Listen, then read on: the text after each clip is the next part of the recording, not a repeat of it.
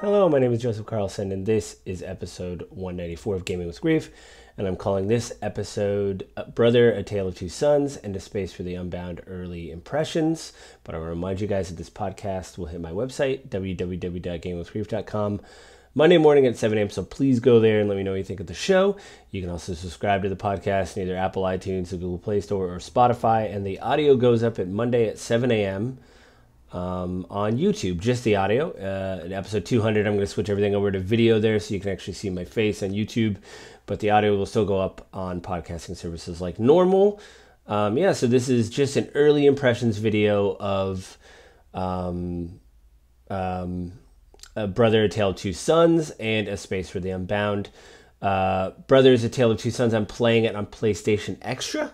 Since I'm paying for that subscription, it should be, I'm just trying to use the most out of my subscription. I'm really enjoying it. I've played like an hour so far and done some of the early puzzles. According to How Long to Beat, it's only about a 3 or 4 hour game. But let me give you some logistical stuff of the game first. It came out in 2013. It was an adventure game. It was developed by Starbreeze Studios and published by 505 Games. For Xbox 360, Microsoft Windows, PlayStation 3, PlayStation 4, Xbox One, iOS, Android, Windows, Nintendo Switch, and Amazon Luna. Kind of blown away that it's on all those platforms. Since I did it as part of the subscription service, I cannot tell you the cost of the game. Joseph Fares was involved in this. If that name sounds familiar, it's because he did the game A Way Out, and he also did the recent game, Game of the Year winner, the award winner, It Takes Two, which won, 2022 at the Game Awards, I think? Or 2021, I think, is when it won at the Game Awards. And I'm going to read some of this because the characters in this you play is obviously two brothers. One stick controls one brother, another stick controls the other brother. By hitting R2, you interact with things. There's a fictional language they speak that's based on Lebanese Arabic. So there's kind of a Simlish going on. You infer that your father is hurt, and that you have to go get water from the Tree of Life to help your dad. And the whole thing is your mother has passed. She drowned. There's a quick flashback in the beginning, so that's not giving away. It's like the opening minutes of the game. What I will say is pretty interesting is that the way the puzzles are placed, as like I said, you hold one toggle, one brother move, the other toggle will move the other brother. There's a lot of pushing and pulling of things and whatever, so you have to work together. But since I'm not naturally coordinated, there is a lot of pat your stomach, rub your head type thing. I will say it's very affecting in the beginning. The younger brother is by the grave of his mother. The flashback happens where you see that your mother drowned. The younger brother obviously feels very guilty about it. In fact, it comes up very early that you have to swim somewhere and you do not want to do it. And your older brother, implies that he'll help you, which he does. Your father is sick. You obviously don't want to lose somebody else. So I'm actually very keen and eager to look forward to what happens next and what is going to take place. I hope, just like in Last Days of June, if the characters are speaking a Simlish, fake, made-up language, that there is still going to be an emotional punch. I have a feeling there will be. I've heard a lot of good things about this game. I've never played it. So as I continue to play it, I hope it's good and that it, I don't think it's going to be as good as The Last Days of June. That game was amazing. But I think the puzzles are clever in a way to make you have to work, quote-unquote, together. It would be interesting, like a two-player thing. My wife and I have done that. Excuse me. We've done that a bit in the past, and it would be interesting to see if this is a thing that does that. If it does different puzzles and things like that. But initially, I do enjoy the game. Even though I'm rubbing my belly, patting my head, that kind of stuff, it's fun. And it shouldn't take that long to beat. So I'm hoping, just like Last Days of June, this is going to pack an emotional punch. I've heard it does.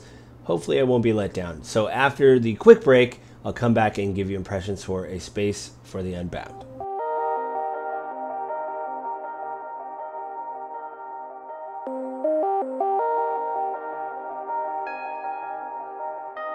I'm back. Wow, it was so much time. Okay, so now it's time for my early impressions of A Space for the Unbound. So just the logistical stuff out of the way.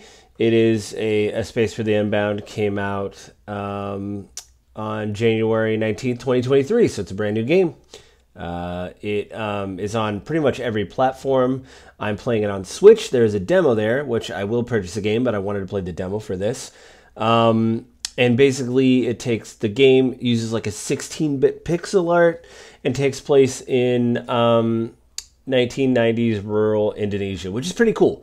The game follows Atma and his girlfriend Raya, and they've already in the very beginning you find out you have this thing called a space dive. I don't know if that's going to be the name, but you basically can go into memories and things to look at the outcome or something like that. It was very brief. Basically, in the beginning, Raya is writing a story and she's afraid to finish it. And when you do this space dive, you go into her memories and see that it's because she's afraid that people will laugh at her for writing a dumb, silly story.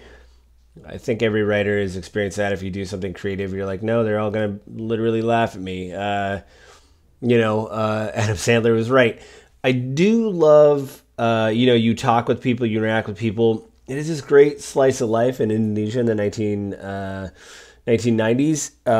It's 16-bit pixel art. I'm playing it on a big TV, so the pixels seem kind of blown up. But it's beautiful, and they play, traditional music that somebody has a mixtape of some music he's done. But the crux of why I'm playing this game is I heard it goes to some dark places, and they've already alluded to in the very beginning that Raya's father may be abusive towards her, and she may be having to deal with that. She doesn't want to go home. She has to get the magic wand to help write the story. Basically, I think it's just a pen.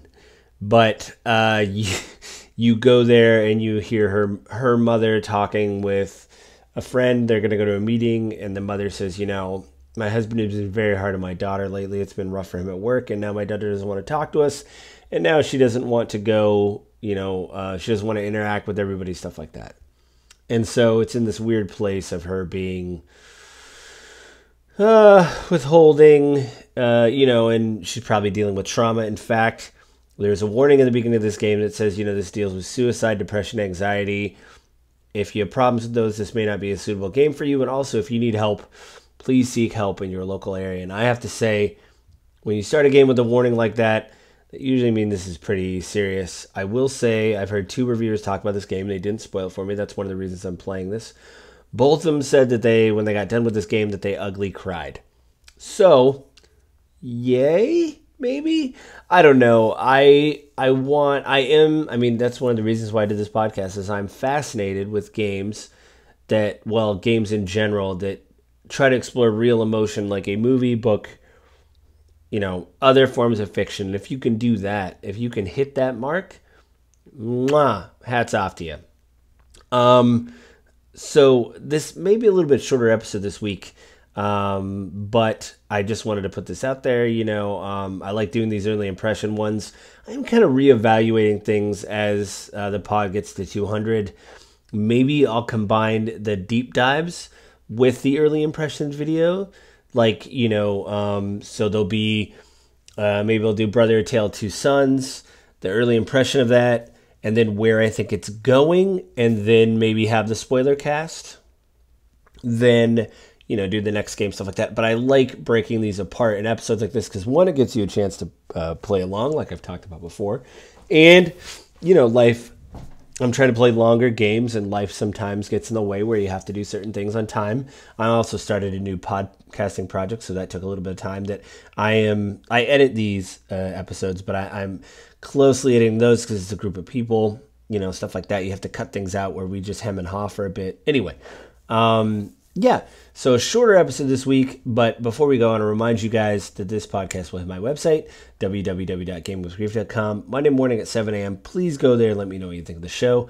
Subscribe to the podcast in either Apple, iTunes, or Google Play Store, or Spotify, and the audio goes up day and date on YouTube. You can also write to me at gwgpodfellows@gmail.com. Let me know what you think of the show. Give me a suggestion. Maybe you have a question, something like that. I have changed some filters on my account so I get less spam now, so it'll be easy to find people if they're right there. Thank you to everybody that has been listening to the pod. I've noticed my numbers are going up and down. On YouTube, they're going up. What I think is really neat is even on iTunes, things just seem to be in the negative.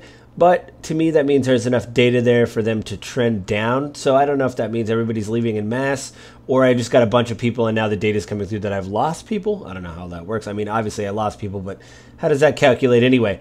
Thanks for listening to the show. Interact any way you can. I'll try to get better about promoting this, and I will talk to you guys again next week.